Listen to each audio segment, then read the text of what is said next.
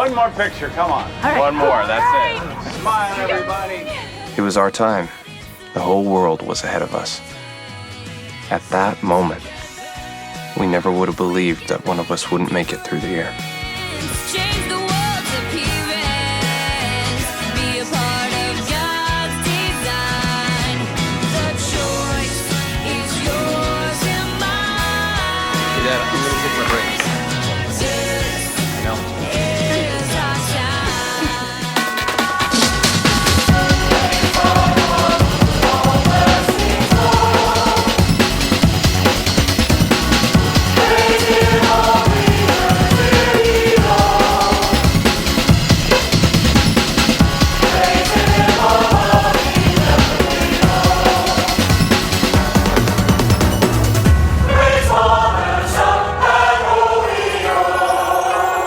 Welcome back to Boys Bible Study, the only faith-based film podcast that graduated top in our class. Okay. Yeah. And we're here to take the Christian world by Dipshit storm. University. High school university. HSU. The Miners. Yeah. The Fightin' Miners High School University. I'm Ash, here with my co-hosts. Scott. And Julian. And here we are to sing our alma mater. 1, 2, 3, 4. As I will study for you, we will do the podcast. Yes. Well, this week we're talking about a new film for us that we found from the early 2010s. My first time hearing of this, but it has some big shot players in it in the Christian world. Oh, reveal yeah. in just a moment.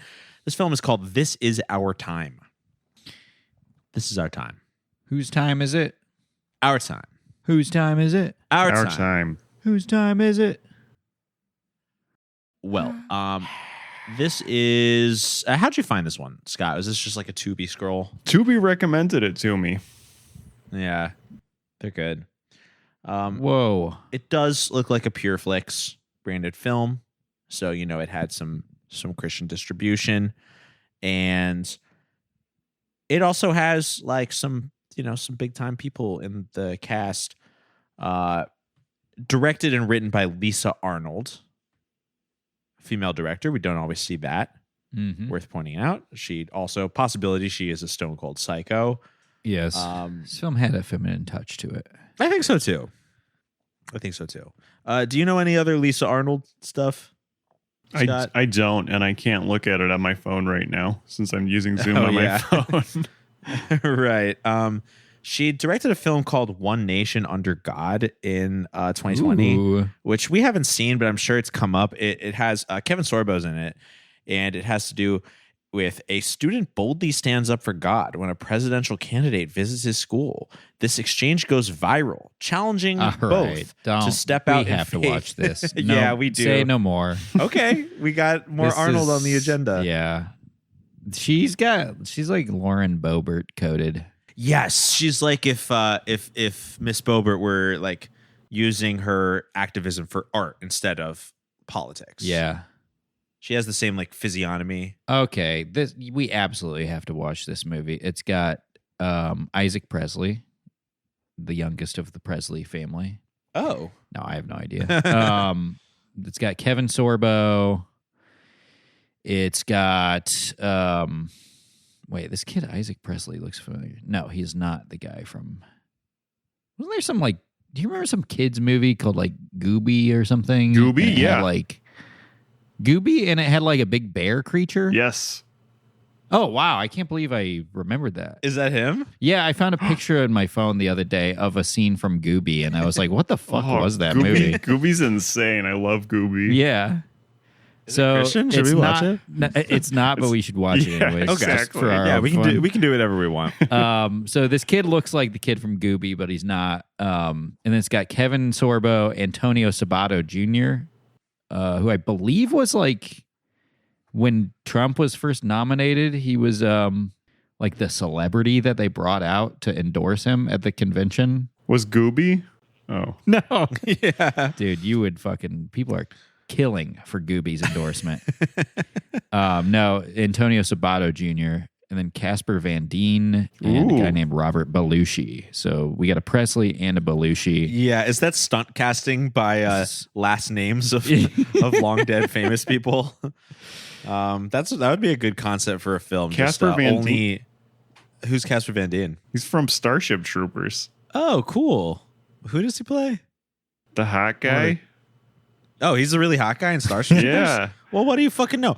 Actually, oh man, who was telling us? Was it Hessa who was telling us that there was like multiple Starship Troopers actors who've gone on to the Christian film world?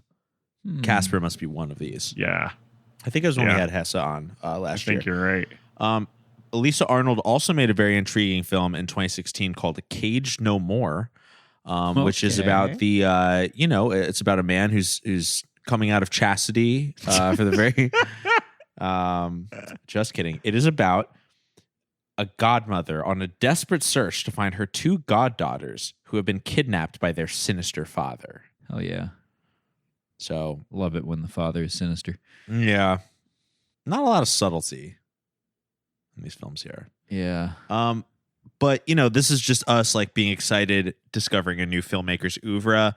The film at hand, I thought was extremely special in several ways, and I found it to be a very compelling watch at times, and it definitely made me curious to check out more of Ms. Arnold's work. So, as I said, this is our time. This is Gooby's time.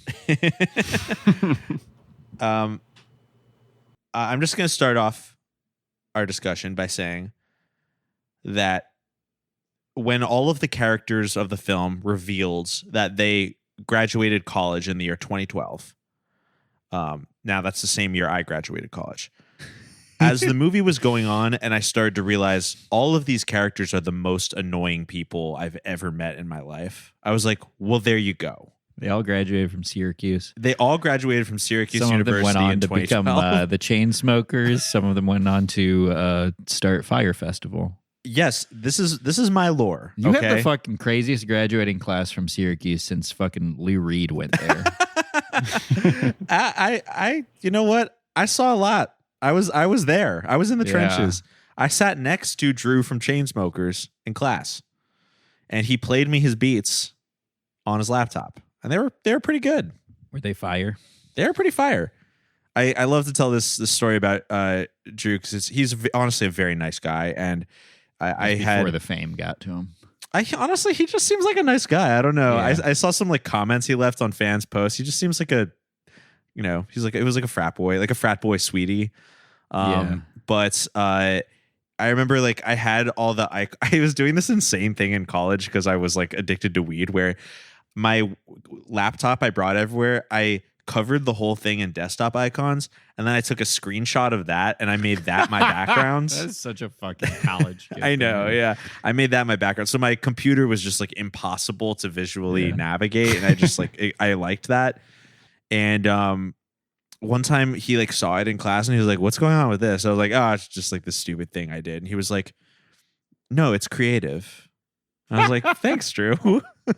So that's a very diplomatic and sweet thing to say to the weed addicted kid you sit next to in class. Anyway, Shout out to nice Drew guy. from Chainsmokers, acknowledging and appreciating your desktop background. Yes, thank Yeah. you. And so Drew, a very annoying creative person who graduated in 2012. Me, Ash, very annoying and creative person who graduated in the year 2012. Yeah. I'm telling you, something astrologically about the people who were seniors in college at this year. You had the Fire Festival guy. Yes, too. the Fire Yeah. Festival guy did go to my school. One of them, the marketing guy.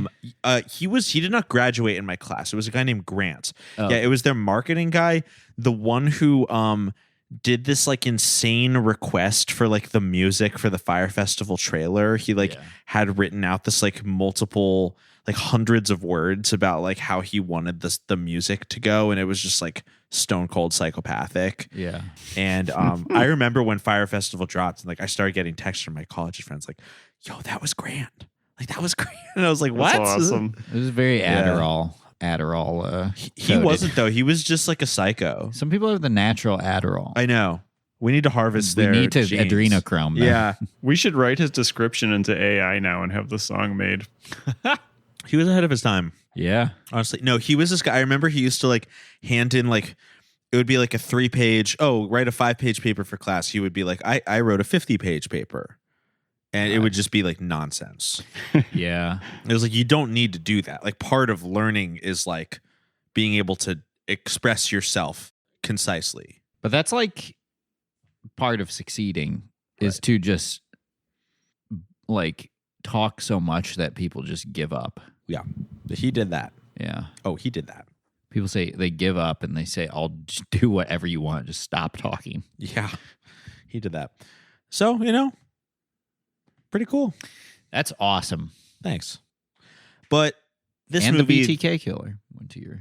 did he? Nah, I don't Oh, okay. Cool. We're recording this on April Fools, so Yeah, the April jokes are Fools. flying right now. It's very hard to determine fact from fiction. But anyway, April that's Fool's is the fucking comedian's return in astrology. it is. Yes, The it jester's is. return. It's every comedian's birthday. yeah. I like the jester's return. Well, I'm just starting off my discussion by saying This Is Our Time is a Christian film about the unique annoyingness of peak millennials who had just graduated college. It was of its time. It was a 2013 movie, I think, or 14. Yeah, it's 2013. So it accurately, in my opinion, it accurately diagnosed and represented the particular mental illness that 22-year-olds had in this time. And it just made it Christian. Yeah, I thought this movie was like the Christian This Is Us, but This Is Us didn't come out for 3 years after this movie. One of the rare cases where a Christian movie inspired secular media. Yeah. I feel There you like go. I guess except for the Bible. That inspired a lot of media, secular and religious, but I don't know if anyone necessarily saw This Is Our Time, but I'm getting the vibe that, yeah, maybe Lisa is a good trend capturer as opposed to, as we've discussed, how Christian films are always 10 years behind or 5 years behind. yeah. Nah, I think this was just like behind the late 2000s dramas of people growing out of college or whatever. Yeah. Like, what are they up to now? Yeah. Ensemble sort of drama. Basically, I'm just shot in the dark. There's probably some secular movies that are exactly like this that came out before. Right, yeah. I've 3 never years seen before them. this I don't movie. know actually if they exist, but we'll just say that they do. Why even posit that? Yeah. That wasn't their time. So, No. Yeah. whatever. Well, it's more about the post-college experience than the college experience. It's true. They do kind of fly through the 4 years in Yeah. less than 4 sentences. This is how college goes. Freshman year, you're psyched to be away from home and independent for the first time. Have you ever wondered what this life is for? Sophomore year, you figure it's your second year, so you better settle on a major. There's something more. Or not. Do you ever wanna be a part of something? Junior year, Ever wanna feel your eye on the prize. Your dreams start to take shape. Maybe you even meet somebody. This is our time. This is our day. Senior year, you can't wait to graduate because you're ready to go out there and change the world. Or at least go on to grad school. We can make it different. And that's how college goes. World's appearance. Be a part of God's design. The choice Unless you're me. yours and mine. This is our time. And then your third year is when you get engaged, Yes. which I thought was. The film does basically I don't think I met. I don't think I knew anybody in college who was engaged. I know there are people who do that, but yeah, I think that's a bit more rare than this movie That is. implied it was a depends. Christian college, for sure. Yeah. Depends. I saw, not to interrupt your train of thought, Julian, I saw a TikTok recently, just before we called Scott. We were talking about how evil TikTok is. Yeah. I saw a TikTok that was a girl at her college graduation, and she had her phone camera and she was filming all of the girls sitting around her who had their engagement rings on. Ooh. So there's definitely certain communities and certain colleges where certain types of women and men too go to become engaged. You know, it's like their young professional dating pool for people to be engaged to when they leave college. Yes. So maybe not in our milieu, but they are out there. Yeah. It's the best place to get married to Christian pussy. I I completely agree. From Right your you lips to are. God's ears. Yeah, from your pussy lips to God's ear. Sorry. Checking out my friend's engagement rings at junior prom. Yep. So this is our time. It follows a group of friends who have all seemingly grown up together and also gone to college and graduated together. And they're Christian and they're wholesome. And this is about them navigating the 2012 millennial life immediately following college. Yeah. All the ups and downs, the successes, the disappointments, the disillusionments. We're going through it with them. This movie had a really funny time skip. We were at like graduation and they were just like, oh, well, see you guys again at the wedding. Mm-hmm. And then literally like cross dissolve to them at a bar or like at the coffee shop that they all hang out at. Yeah. And the first line that is said is a character saying, like looking at the couple that got married, like kissing or like cuddling up next to each other. And the guy's just like, you guys have been married 2 years now. Haven't you gotten tired of each other yet? It's like so funny. You could have just put 2 years later instead of having the most like awkward. Basically turn to the camera and say, 2 years have passed Right. since 2 seconds ago. I appreciated it. We're so used to seeing these title cards that tell us time passing. Yeah, You know, they acted it out for us. that's true. They showed Anteld. Mm-hmm. Yeah. Also, You know what I I miss think at is graduation, pages- they were like, and I'm getting married next Saturday. And I was like, why did you plan it like that? It's terrible planning. No. I wish they would bring back the pages of the calendar falling off. Oh, yeah. Oh, you don't really see that. fast. Yeah. You don't see that much anymore. Or like in a Christian movie, you could have the chocolates from the Advent calendar falling out one by one. Wait, your May, June, July Advent calendars, the chocolates I love melting Christmas in 'cause it July. gets really Advent hot. Has calendar. anyone- it's all melted. Yeah. Have you ever? I love the idea of a full year long I'm gonna- Christian Advent I think calendar. that might be my $1 million Etsy idea. is Dude. Advent calendars for just around the year. the entire year. That's genius. That's so genius. Well, hey, we can get the fucking cheap ass chocolate, world's Oh, yeah. best chocolate or whatever. Yeah, Mhm. no, people won't care. The piggies, they'll eat it up. Yes. But I love the idea.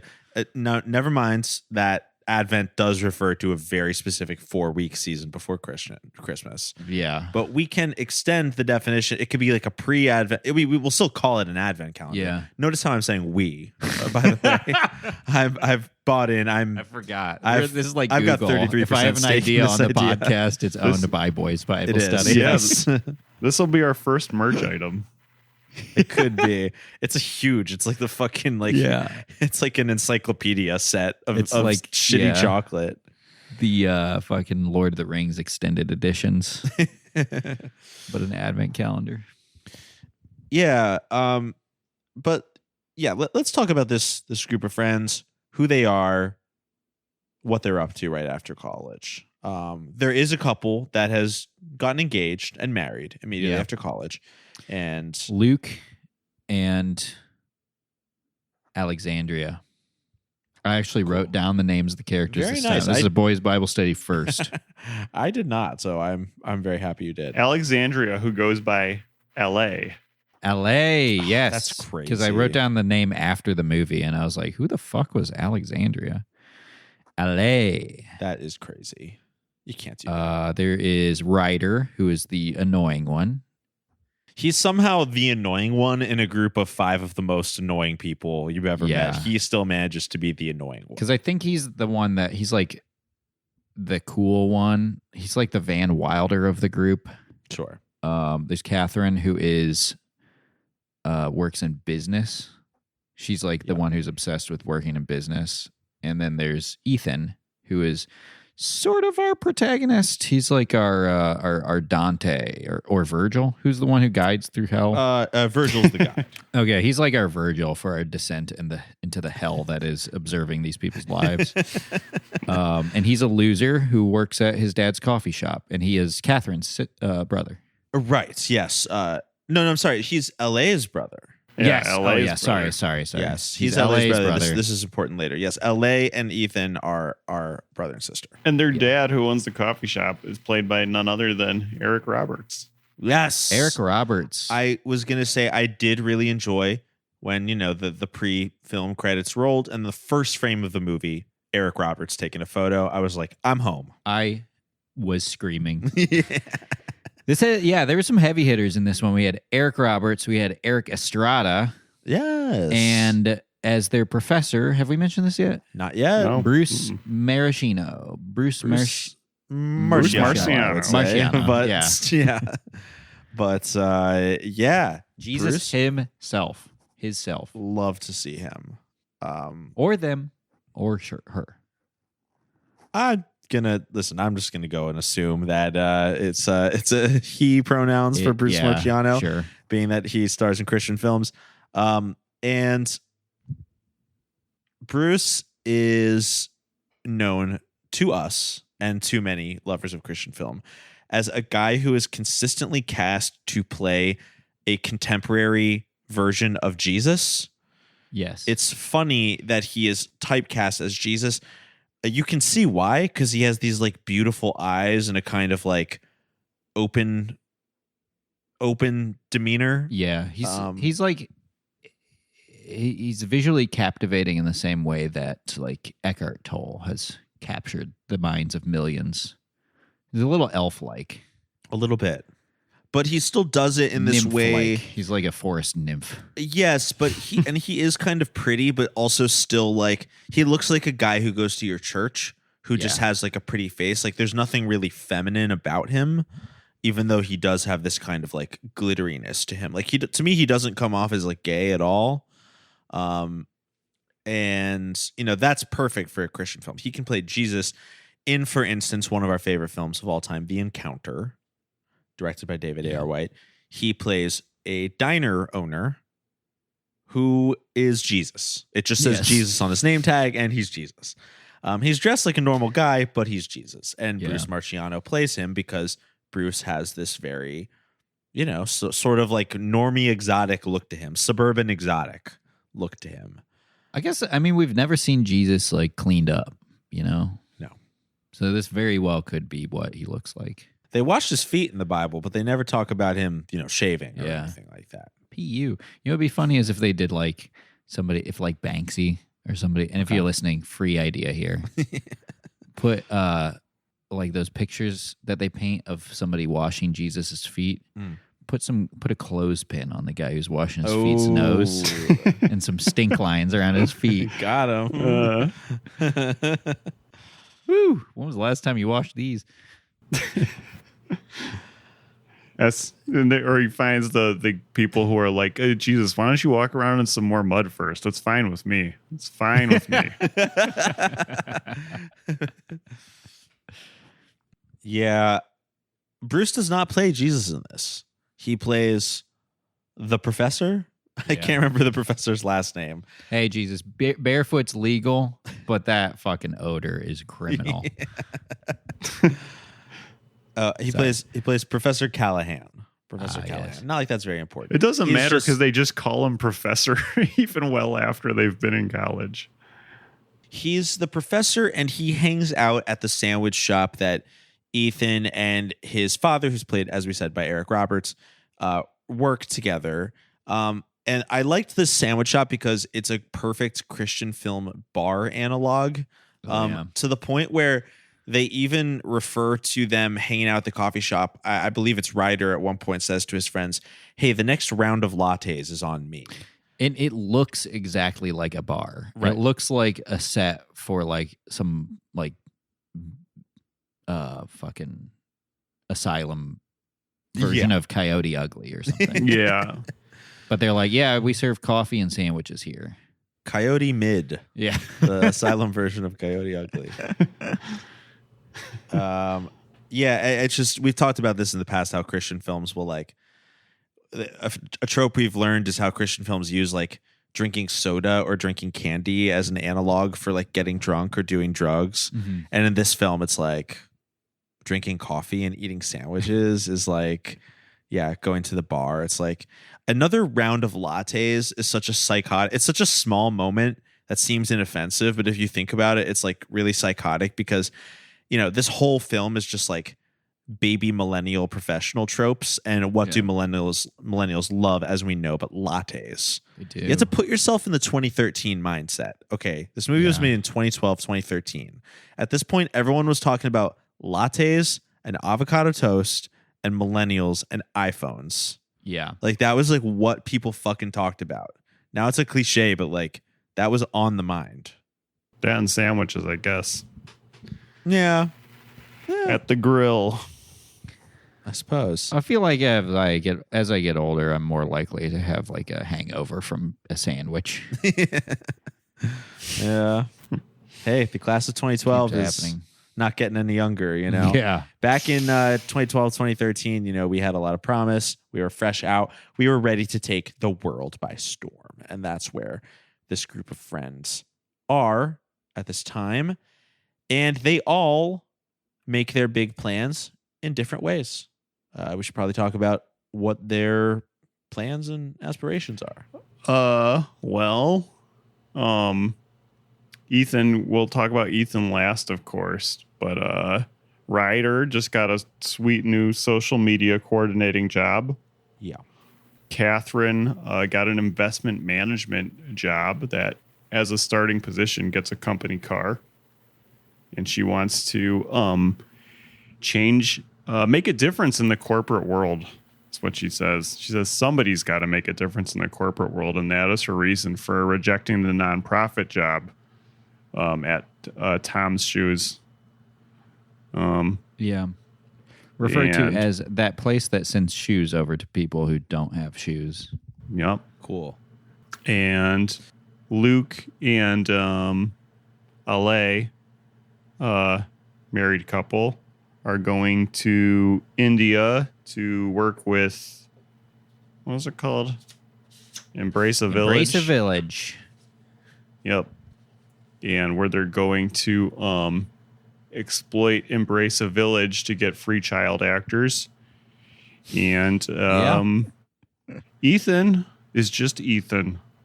Disappointment of his father, still working at his father's Yeah. coffee shop / sandwich shop called The Grill. Or so he thinks. Yeah.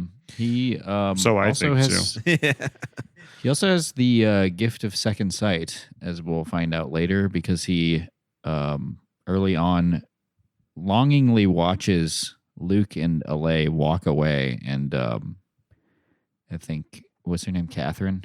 Yeah. She like asks him what he's thinking about, and he says they're just so happy together. I wonder what it would be like if the world came crashing down on them.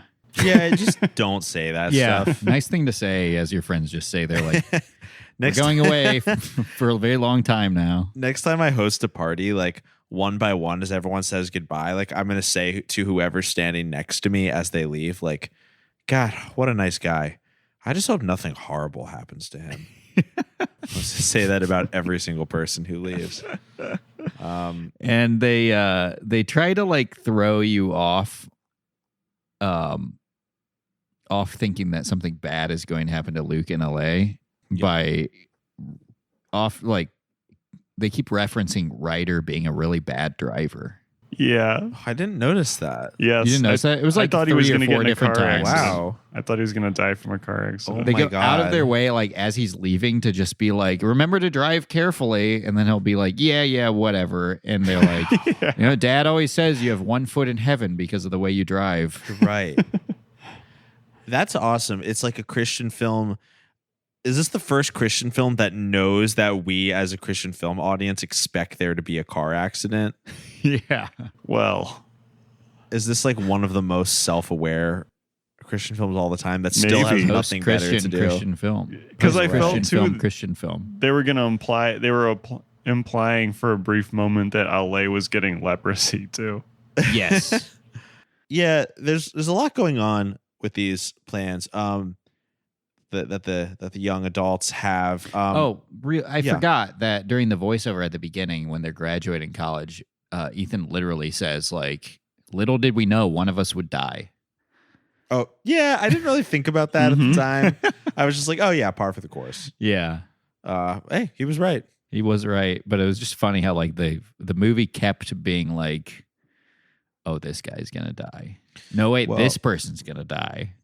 Yes, the movie was constantly hanging over our heads. I thought they were gonna have a scene where somebody was like changing a light bulb on like an unsteady ladder or something. What's that movie where the kid's mom gets electrocuted by a blender in the kitchen? Is that like Maniac Cop? Oh, I was thinking of like the stupidest I've never like seen domestic movie death. It's really funny. That's how like the movie begins. Anyway, I was wondering, I was hoping they would license the classic Morrissey song, the first of the gang to get leprosy. They did not. Yeah. Oh, they could have karaoke'd that when they lead up to. They're like, "We're gonna do karaoke. Join us, Professor." And then they could've we done- don't get any. They could have done that. the first of the gang to die. That would have been fun. But before we get into some of the tragic happenings of this group, did we, as former gifted kids ourselves, did we relate to any of these young millennial stories? How'd you feel when you just come out of college? Were you ready to take the corporate world by storm? Were you trying to get engaged? I was definitely a sandwich shop type of post-grad. Yeah. millennial. Okay. I was trying to get engaged. Yeah. Trying to work in the business world. I was on the fast track to an executive position Were you? at a Wow. Fortune 500 company. Oh, Actually. damn. I Wow. gave it all up for this. I actually worked there for a few years. I was working for my dad, who was the founder of the company. Yeah. He was the founder. It was like an offshoot of my like grandpa's company that he Okay. like inherited from his grandpa. Wouldn't it be crazy if I just like went off on this huge revelation that I was like a Rothschild basically? No, I was definitely more the sandwich shop guy. Yeah, too. I was a sandwich shop Yeah. millennial. Yeah. I worked at the Apple store after college. Well, first I worked at the grocery store, and then I worked at the Apple store at the mall. You got more specific. You said there's too many types of I produce here. said, I want to fucking Really want to focus on apples. yeah. If I would have been there, I would have never sold Eve the first apple. Yeah, it was I would have different. prevented original sin. would've That's gone why I down wanted to different. go into being an Apple salesman Yeah. because Wow. I wanted to make sure original sin never happened again. Yeah. No, not that one. But yeah, I don't know. I definitely felt like this movie, I think, did kind of accurately, in a way, capture. I don't know. I mean, maybe this is still a common thing, but like, I do really feel like the pop culture at the time was really trying to tell my generation that we were like the chosen people. Yes. I'm not saying I necessarily bought into that, but like I really kind of did think that like right after school I would be like a famous musician or something. Yeah. It was literally like there's think- social media now. I Y'all. thought I was gonna like come here and do like stand up and do UCB and be like just after about a year I would be on a TV show. Yeah. And Sure. I mean, it took like 2 or 3 years, but Sure.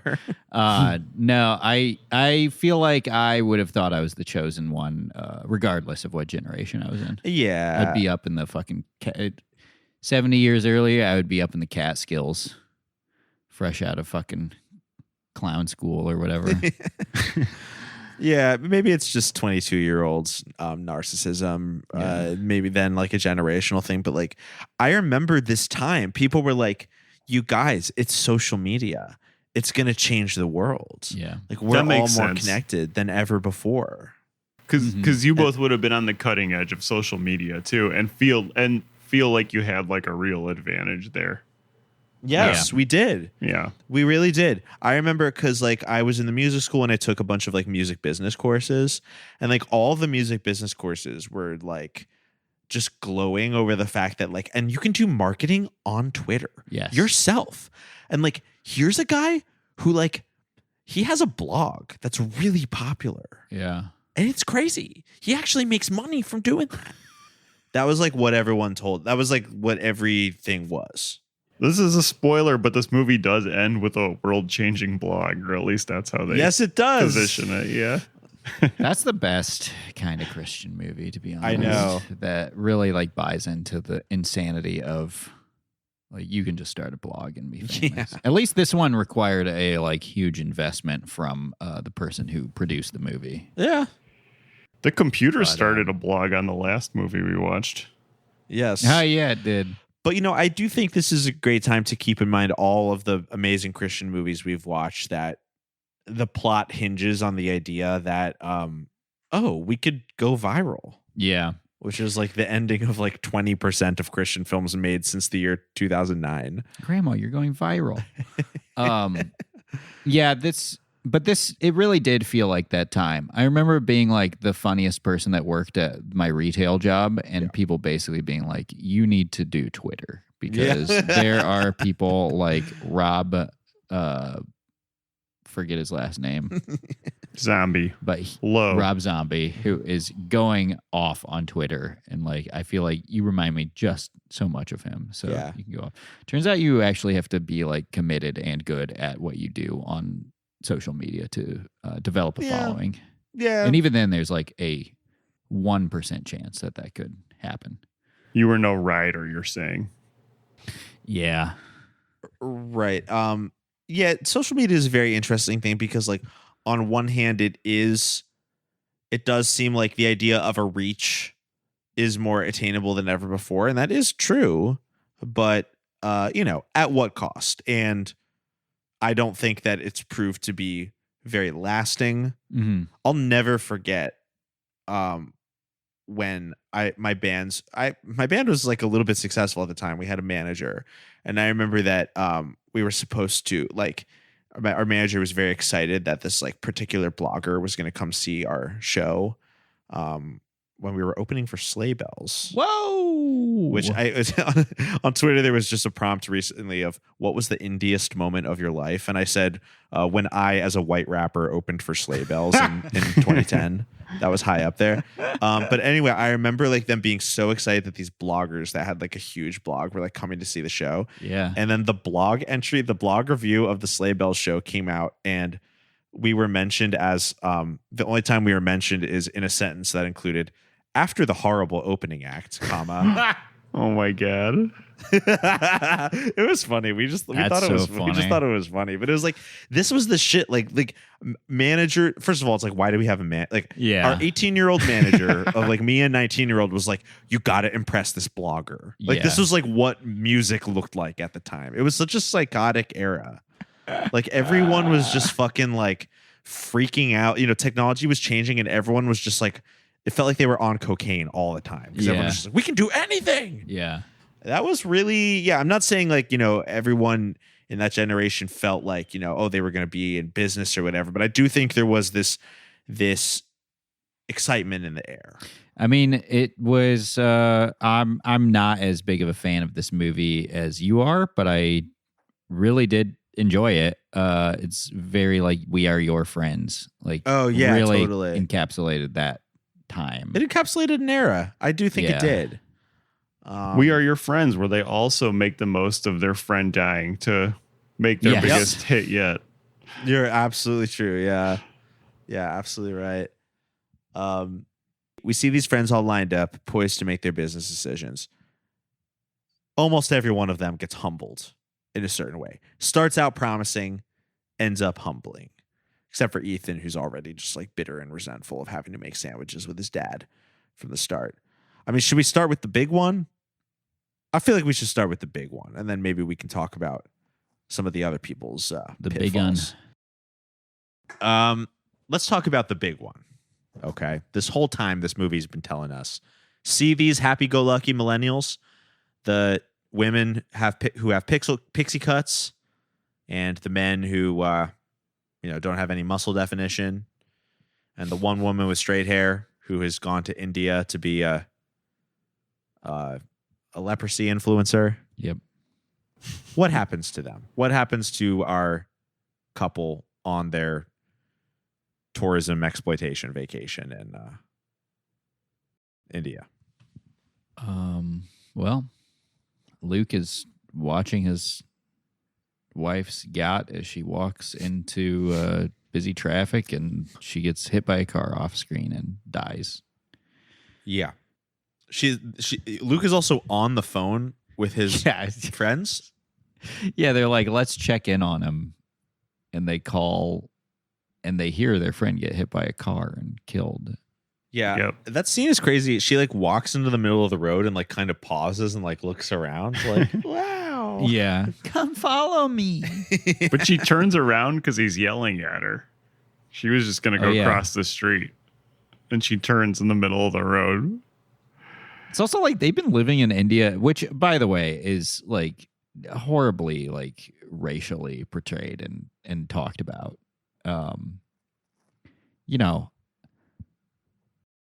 No country is without problems, That's for damn sure. and there's no country for old men. That's, I hate to say it. But, the tone with which India is spoken about in this movie is very What do you mean? reductive, They named one of the kids. regressive. Yeah, They that's they true. named one They of named the- the one. 100 kids. I think they named the one kid who they found when he was 3 years. They found him tied to a tree when he was 3 years old. Yeah. Yeah. So this is Maybe he even got credit in the movie. I don't know. I don't know. The to be cut to the next movie before the credits finish. I didn't see his name in there. Here's the thing about these fucking like, what's the word? Philanthropic like vacation things that people go Yeah. on. What is the point of these? Are any of them helping anyone? You know, I was thinking about that during this, and this is, I'm not saying charity is bad. Yeah. But I feel like maybe you could do a lot better by empowering people to, and this goes for the United States as well. Yeah. Empowering people to like enact government acts or like politicians who could like make systemic changes to the country. Yeah.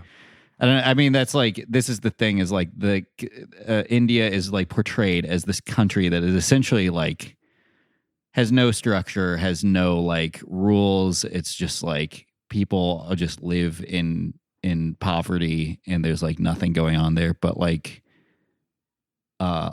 third world countries are third world countries because of like the massive disparity of wealth. Like there's fabulously rich people in that country and in our country, while there are lots and lots of people who live in complete like destitution. Right. Yeah. And so, yeah, this is a wonderful portrayal. And as we'll find out at the end, advertisement, 1.5 hour long advertisement for a, just tourist philanthropy that doesn't It's actually just do like- anything to address the root cause. Not say, hey, if you want to help somebody out, that's great. It's good to help people on an individual level as well as like Yes, it examining is. the root problem. I have Yeah. no doubt that charities like this will help out some people in the short term. And you know what? That's enough. That being said, why have I, ever since even I was a kid, I was always just like so creeped out by the idea of like, oh, here's like these people at our church who went to a foreign country and like here's a photo of them with all like the smiling children of like a different race than them and like how grateful they were to us and like blah blah blah. It's just like it all feels, I don't think I could ever do something like that without feeling like I really don't belong. I'm scamming them. I'm being scammed. It just feels like the dynamic is inherently just like imbalanced and scammy. And I got to admit that's like more of a vibe than like based on studies I've read. Yeah. But I don't know. It's like you scroll through people's dating profiles and like everyone's fourth picture is like them holding like a glass of water to like a 9-year-old in Africa or whatever. And you're like, when did you all do this? Yeah. It's a PSYOP. It's a CIA PSYOP. Meant Maybe. to promote American values in other I countries. don't know if I'd go that far, but I would. I am. okay. I mean, it literally is for promoting American Christianity in other countries. Yeah. Yeah. Which in itself is a PSYOP. I think CIA started Christianity. That's what the C stands for. Yeah. Yeah. But you can't spell Christianity without CIA. But Hey, as I learned when I was ranting to y'all this past week when I was working on the other pod, the CIA began in 1946. what do you know? What a great year. A great year for the CIA Uh-huh. and everything they believe in. And 2013 was a great year for movies. That I like. And so we all are taking W's in different ways. Yeah. 1946. 2013 was our time. 1946. Their time. For CIA agents getting out of Langley or whatever. This is our time. Yeah. I Synchronized watches now. I think that the way that Luke and LA talk about the kids throughout the movie is just like very indicative of this mindset. I love the one video. They're always taking videos like, hey, just want to check in with you guys.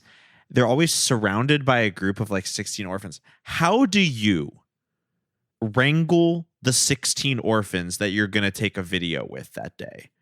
Are they just around you? These cattle And they prods. want to be in your video. I just want to Shot know callers. for everyone out there who has a photo of them smiling with a group of like 10 Indian children or 10 African children. I just want to know, how did that photo get taken?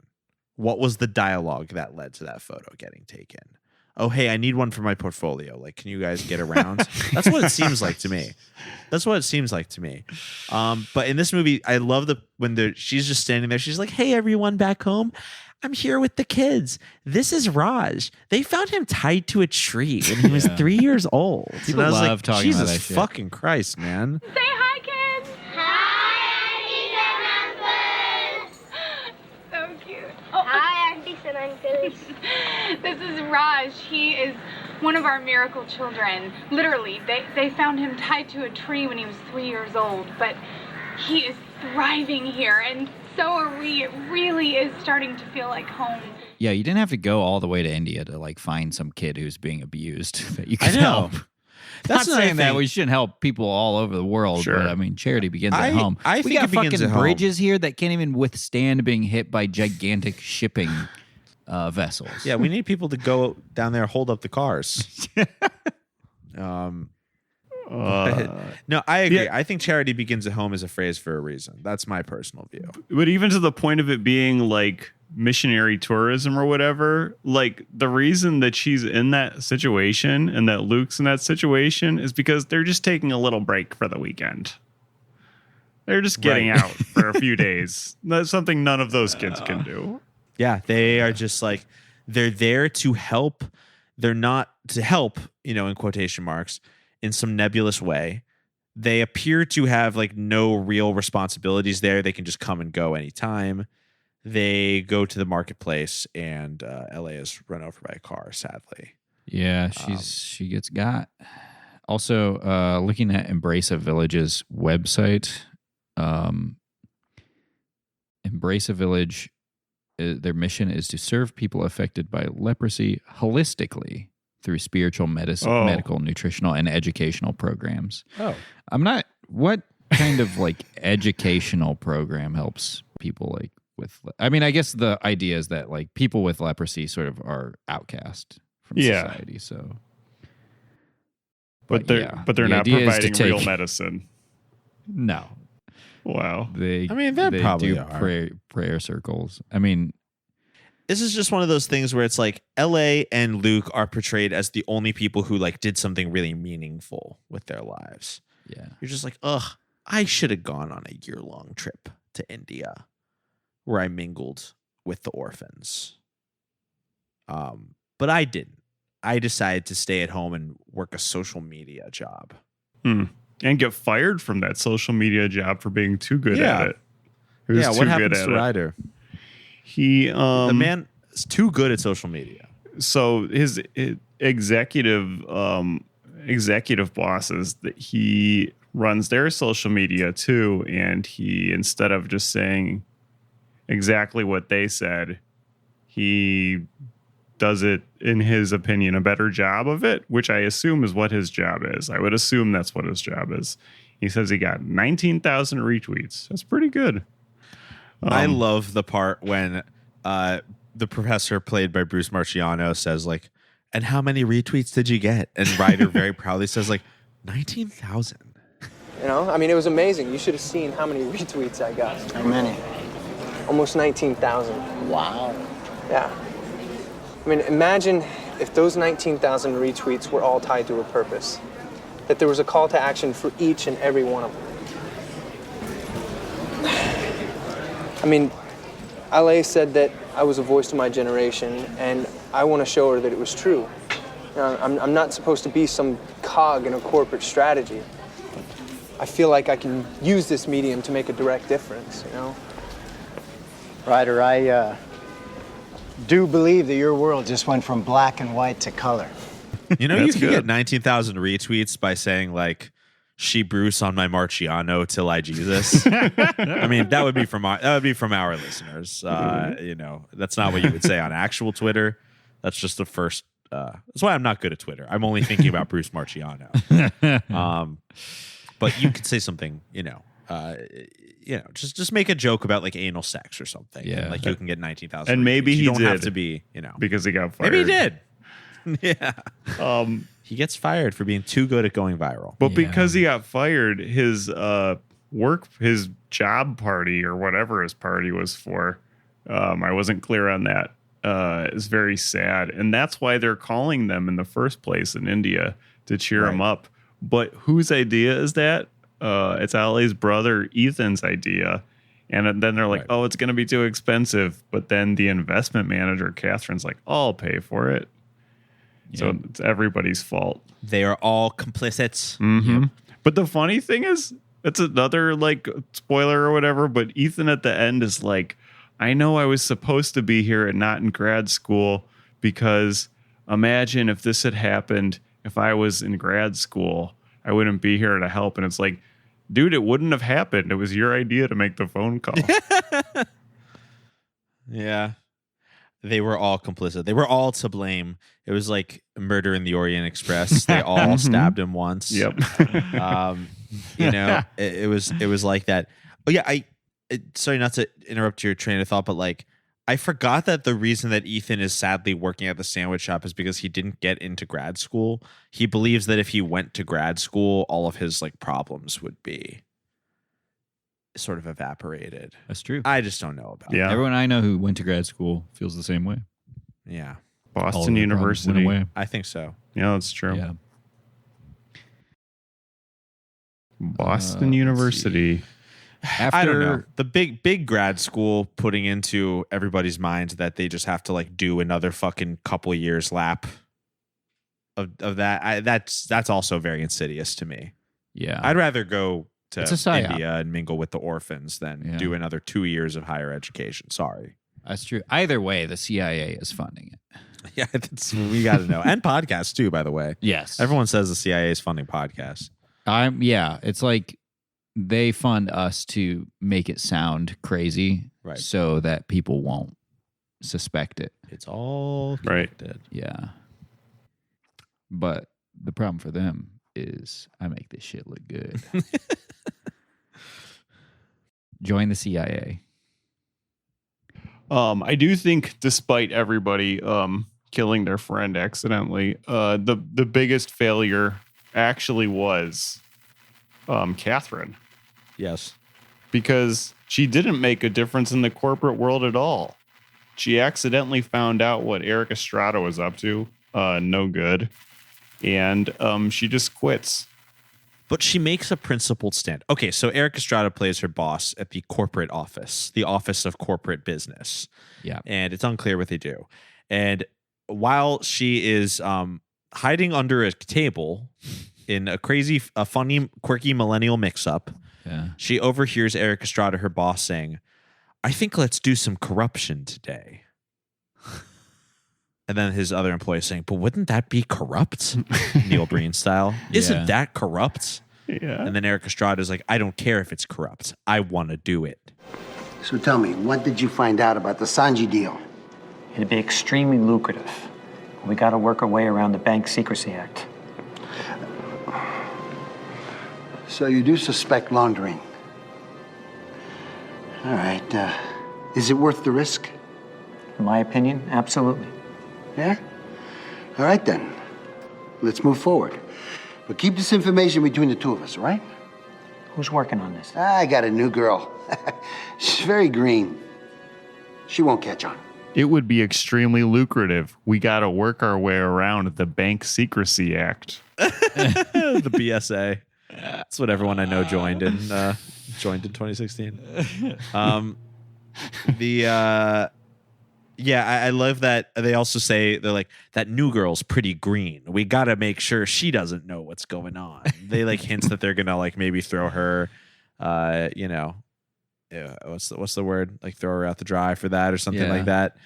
But she hears, and here's the thing, Scott, and this is also so typical of the 2012 era, which is also the social media activism era. There were so many ways you can make the world a better place, all of which were fake. Mhm. One, you could go to India and help the alleged orphans. Yeah. Two, you could make a principled stand, and that would somehow like contribute to the greater net good of the world. Listen, you should make a principled stand, and it'll help you. And it should. I mean, it'll help you sleep at night. It'll like help you like feel proud of, what you're doing in your life. I would not say that you are like a corporate warrior. I mean, just the idea that she was like, "Oh, I'm going to be a warrior. I'm going to change the corporate world for the better." It's like, no, you're not. Yeah, we got to watch the Coney 2012 video for this. Yes, we do. Oh, that'd be a fun. Whatever this thing we do is. Bonus We got to episode. do Coney 2012. Yeah, we never actually did that bonus episode. Yeah.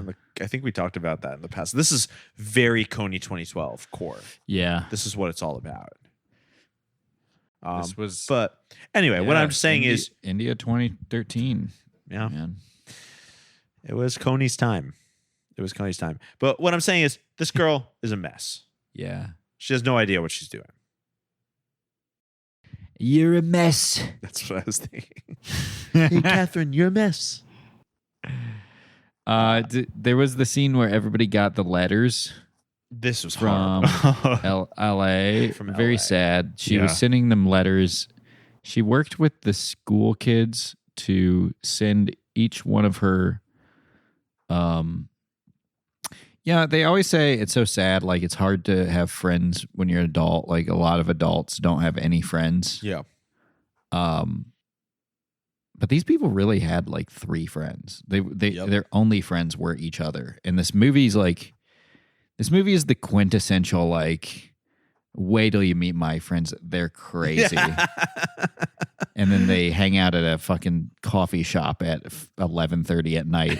And somehow drink like 4 lattes. Yeah. That actually is crazy, come to think of it. It is. It's crazy, but not in the way that you would think. Absolutely not. But yeah, she has them. She works with the kids to send each friend a letter that stands for a word that describes them. I didn't remember any. The only one I wrote down was for Catherine. She had to do a B.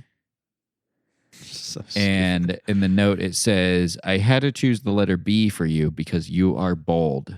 Because you are a bold person. you are a bold person. And then Catherine puts the letter down, thinking about her recently deceased friend, and just says, she knew everything.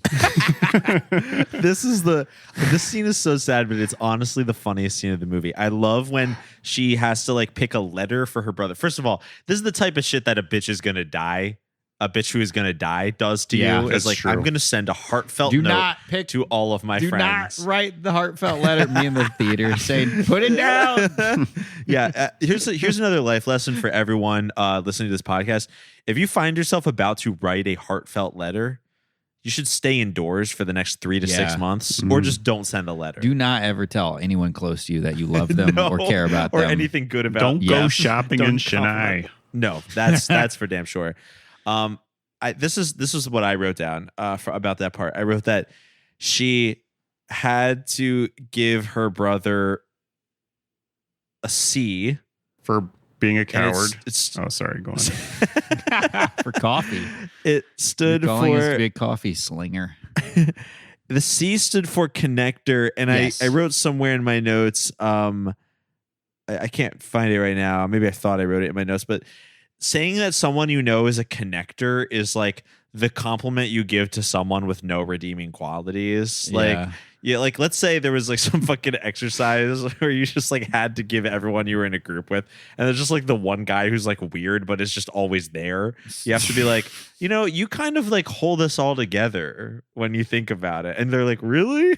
So you're like, no, you fucking idiot. When I went on Birthright, crucify me, whatever. Well, I you went guys on did that. Birthright. Sorry, jeez. It was actually you people who did the crucifying. Let me I remind had to. you, I so. was contingent on my dad making me an executive at the company. Yeah, but listen, I had get to go it. on Birthright. I get it.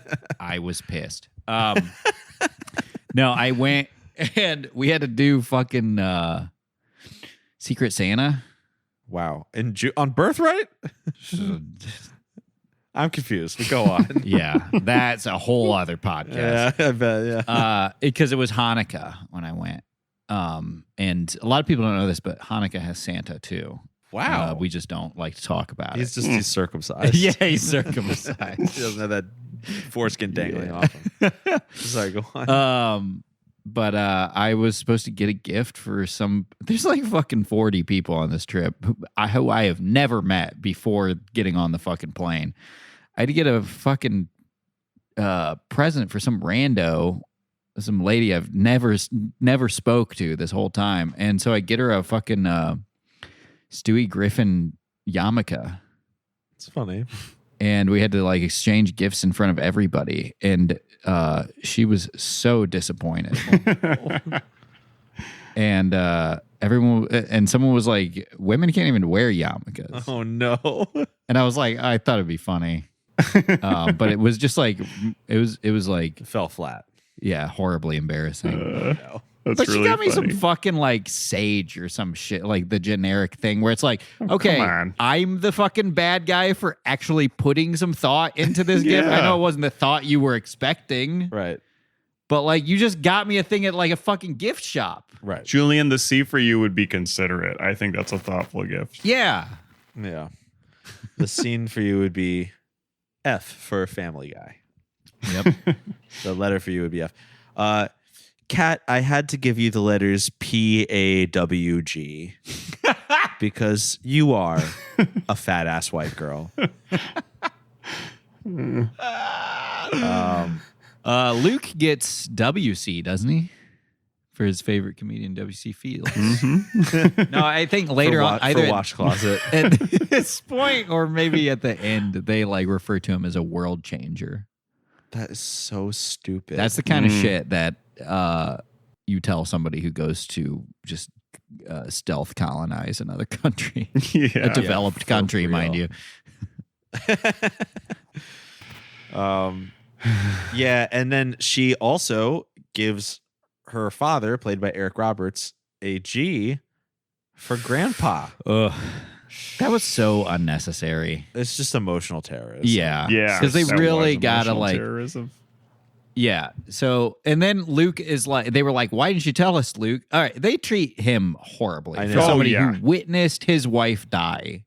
Very disrespectful. And for some reason, he gets arrested in India when she's like, right after she dies, he like shoves a cop. Yeah. And then they arrest him, which was like a really weird thing that they just never followed up I on. didn't even know they had police over there. Yeah, well, that was part of Embrace a Village. Was Ah. also training the police. They were Embrace a creating Village used part of their funding to bail them out. Yeah, it was. They were funding a Christian paramilitary organization. Yeah. But They yeah, just, treat they just him didn't have money horribly for after this. leprosy treatment for a few weeks. It's no big deal. But they still got their Bible study. Yeah, right. Luke, they're mad at Luke because he didn't tell them that she was pregnant, and he says he found out after she was killed that she was pregnant. That's so hard. Brutal. Why? But you know, that's horrible. But also, I don't think if you're Luke, maybe just keep that one to yourself. Yeah.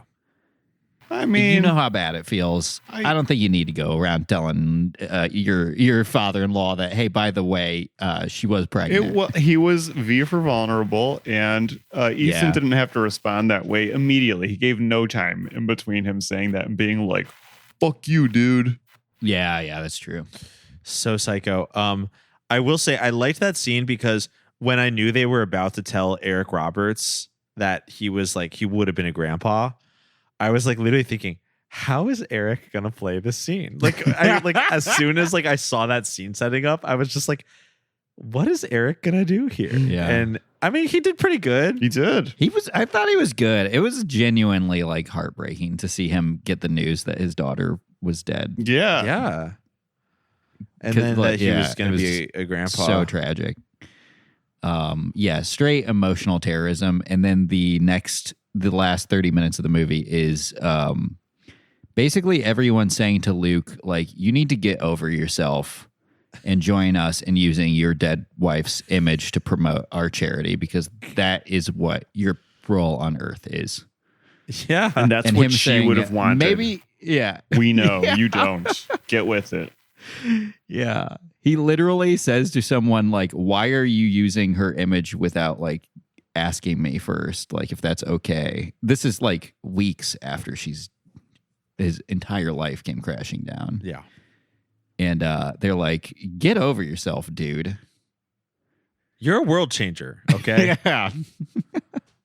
Yes. The final, the third act of the film is them deciding, and this is such a classic Christian movie ending, is let's all pool our spunky millennial gifts together and go viral.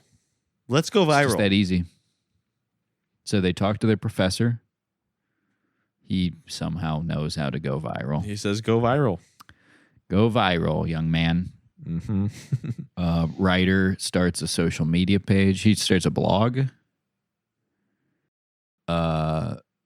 The robot from the God Question calls him on the phone, interview him about his blog. Just kidding. Catherine uses her business acumen. It's a lot of kind of redundancies in this operation, I feel like. And then Ethan doesn't really do anything. And he convinces Luke to tell his story. But here's what Ethan does do. Ethan does the thing that he, who is by his own admission, a loser, what he does is he hitches his wagon to the fact that he had a virtuous sister who died, and then it becomes like his thing.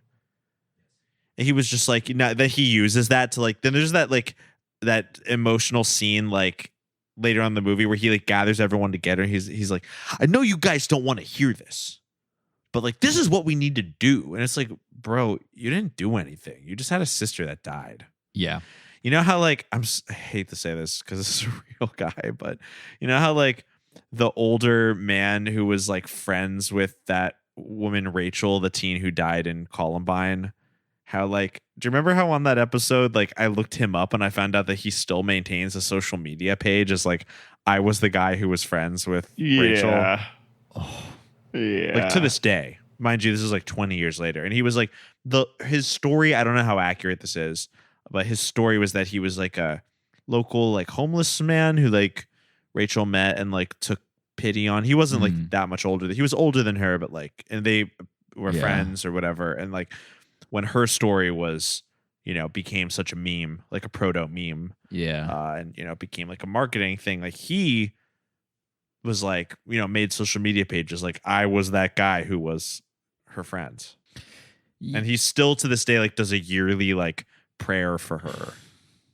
Everybody processes trauma in their own way. I guess so. Some more craven than others. I guess so.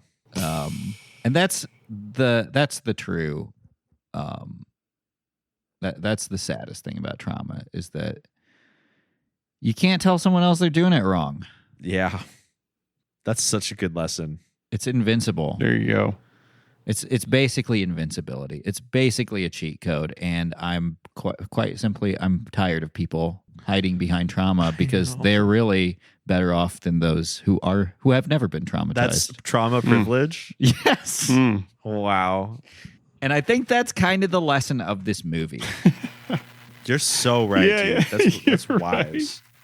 Is that the friends were brave enough to say, you traumatized widower who witnessed his wife die right in front of him.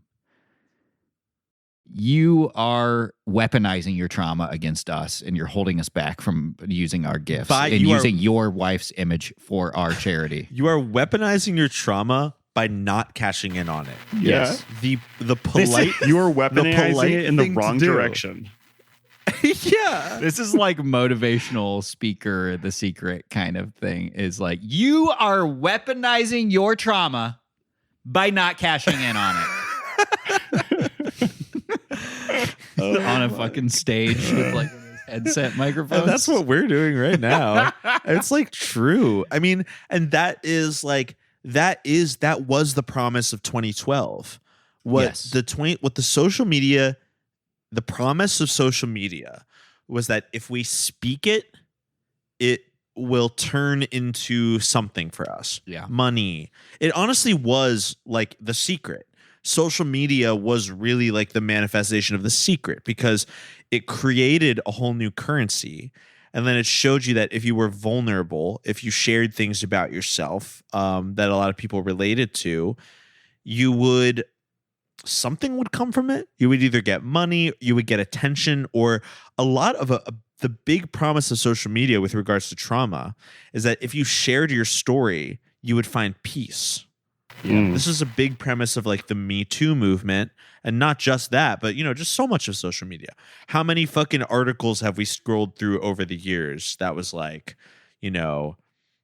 my whole family died in the Titanic. Like, here's what I learned from that. Yeah. And it's just like, bro, like, should you be saying this? Like, yeah, online? you're gonna get swatted. Yeah, well, I mean, it's just like, and then it's so funny because like, in the case of like Me Too, like, why a popular criticism of that movement, which I think there's some merit to, is like, it ends up fucking like, it's created an ecosystem where people have currency and sharing. Then, other victims are thinking like, oh, well, it seems like this would work for me if I share.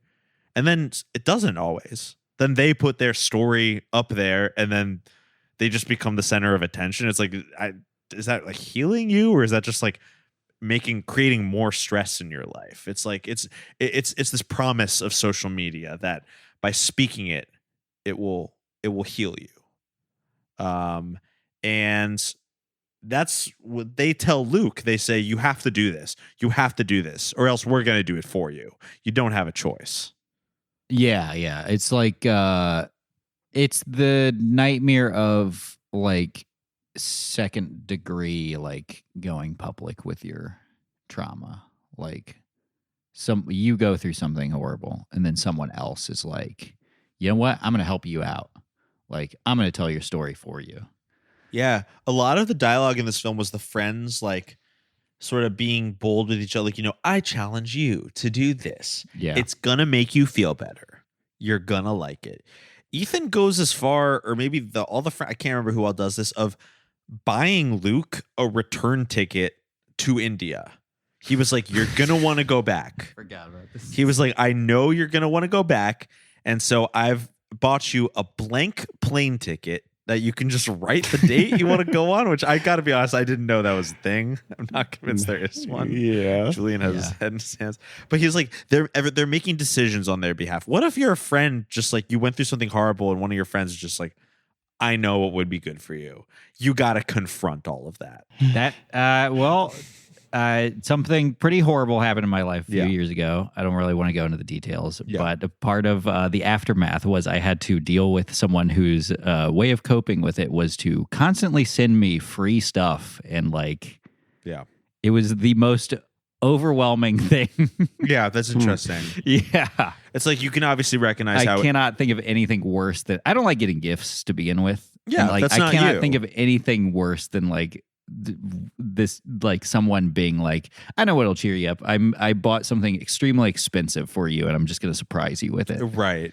Yeah. And it's like you get on one level where that person's coming from because you're like, I get that like this is your so-called, love language and blah, blah, blah. But it's like it also sort of fundamentally shows a lack of knowledge of like who you are and like a lack of sensitivity into the situation. Like stuff like that. When does the love language turn into the person doing it is actually doing it for themselves rather than like the recipient of it? Yeah, that's kind of what it felt like. It was Right. like I'm seeing this is what you need right now. Yes. But you're projecting it onto me because that's Right. how you would want to be treated if you were in my shoes. But it's like, I don't want, I don't know how many Yeah. times I can tell you not to do that. And then Yes. they do it anyways. And it's just Yes. like, at a certain point, you just have to let go and just say, I'm just going to let this person give me this stuff and I'm going to just throw it away or give it to somebody else. I know. Yeah. But And they that's- should have. and it's funny because They should have just helped you start a blog instead. We know this. That's true. Yeah. Right.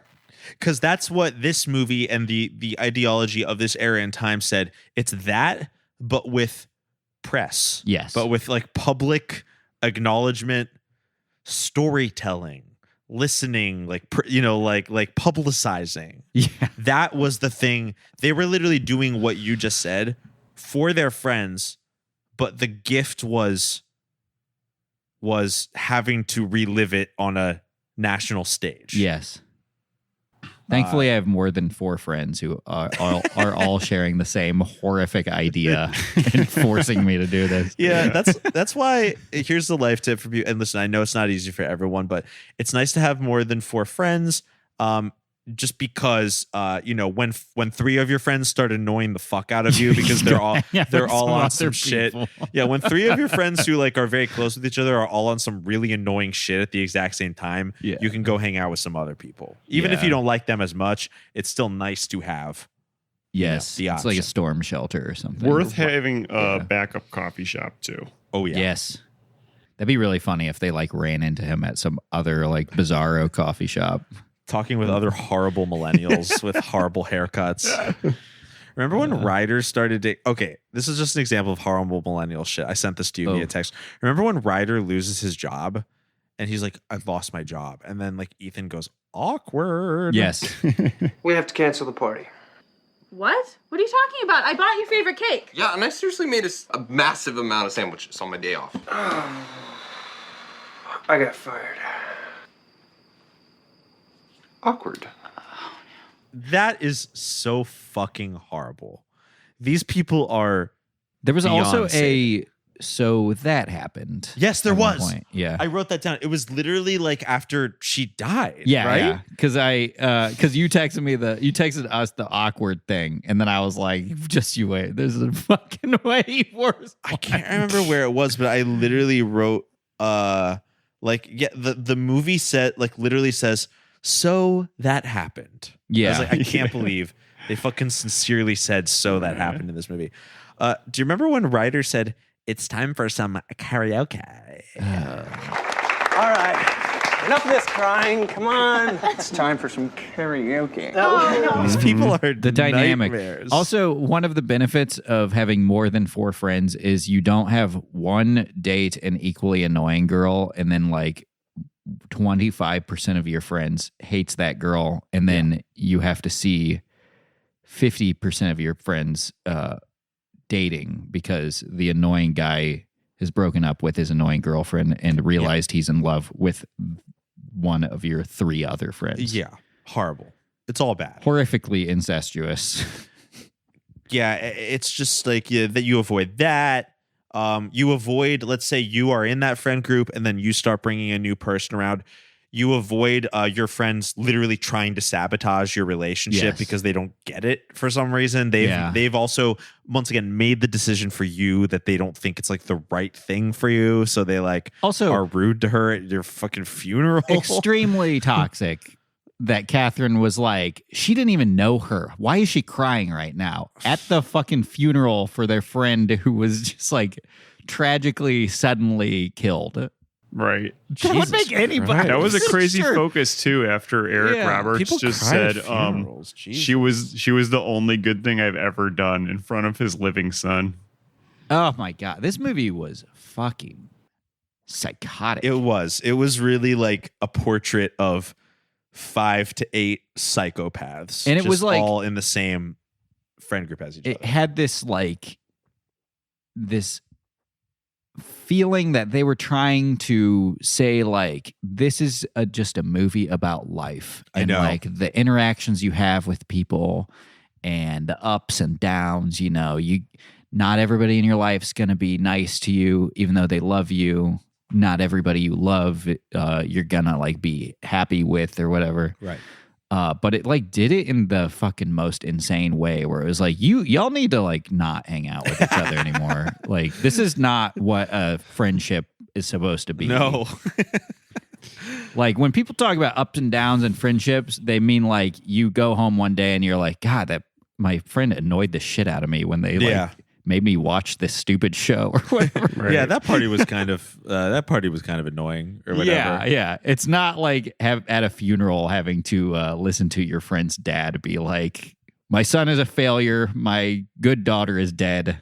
Yeah, and then like he's right there in the front row, by the way. and then have your other friends like call your other friend's girlfriend like a bitch for crying at the funeral, Even though that she's she, like, been kindly hanging out with you attended. guys and been nothing but considerate the whole time.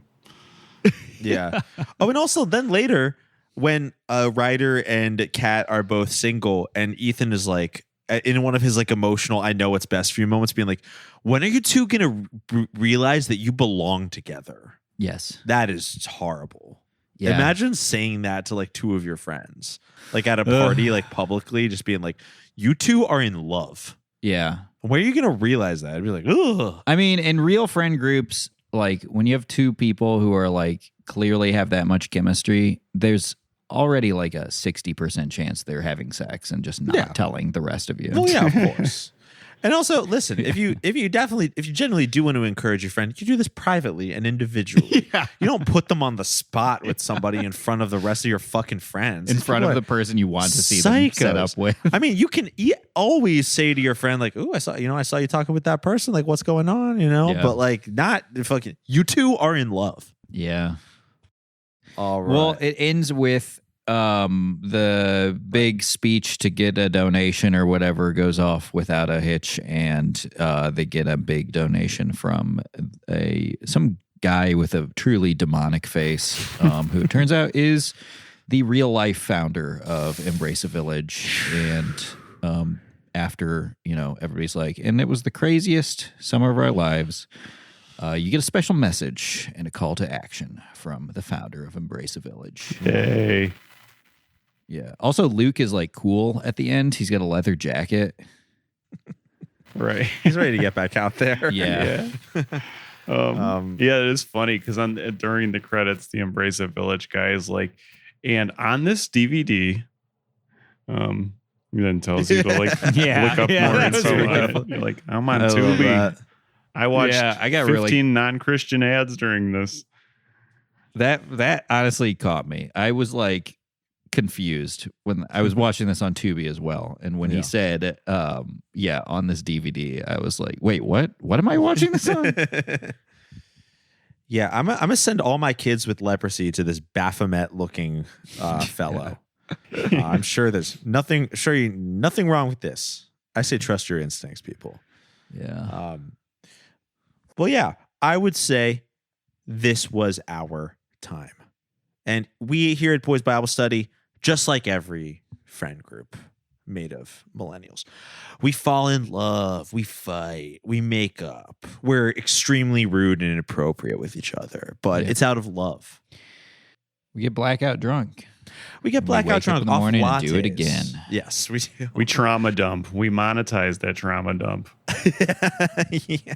We fill the oceans with the trauma dump. We sure do. And all the microplastics from that trauma leach out into the ocean, and it keeps the cycle going. So that being said, what did we think about this film? That seemed extremely appropriate to our generation and our lives. I'm going to give this film 4,000 out of $4,000 because if you donate that to Embrace a Village, you can support a village. What? Which includes giving the village a rice pantry, weekly medical service, after-school children's tutoring program, social services, weekly church services, and additional Bible study groups. Okay. Because I will only help people if they are Christian. Right. Is there a way, can we check in that this stuff is happening? We'll take a photo with all the orphans and send it to you. And all right. What you can do is basically do content aware fill in Photoshop and put yourself in there. Yeah, I'm sure. And in 3 months, I'm sure you're going to remember that you made that donation. You won't just be on to the next weird phase in your life. Yeah. You'll get a free Zoom background looping video of you in front of 40 Indian children. Because, brothers, the harvest is plentiful, but the workers are few. Sure. Mm-hmm. There's so many good movies from 2013. Hard to Be a God, Fateful Findings, Center Jenny, on and on. Wow. And Center Jenny too. And now this is our time. I'm also aware of, and that's why I'm going to have to give it 19,000 out of 19,000 retweets. Oh, we took woo. Hey, that is what we can do. We can share our story, and we can change the world by doing it. Okay. And at the end of the film, they raise $100,000 for Embrace a Village. I'm going to have to rate this film, which I loved because I saw myself in all of the characters, in that I was embarrassed for them and found them all to be brutally annoying, which is how I feel about myself at right before I'm about to go to sleep at the end of every day. I'm going to have to give this film P for podcast because I was able to podcast about the film. And, that it felt good to share my story. And I'm healed. Beautiful. You did it. We sure did. And helping us to heal, of course, is our generous audience. If it's your first time here, boysbiblestudy.com is where you can listen to all of our free episodes on faith-based films such as this one. If you really like what we do and want to support and gain extra content, patreon.com/boysbiblestudy is where you can pledge. And your $5 pledge gets us weekly medical service, daily Bible study, and a rice pantry. So consider that.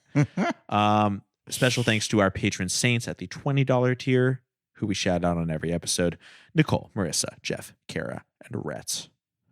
And our outro song is Oh My God by Mary.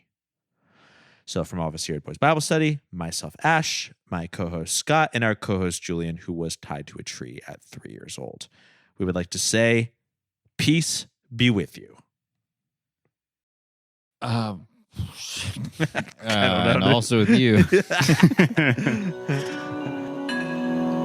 Forgive me, Father, for I have sinned. I feel your love in me, it's coming from within. Oh my God, my devotion is so unwavering. Divine emotions when you enter me. Every day you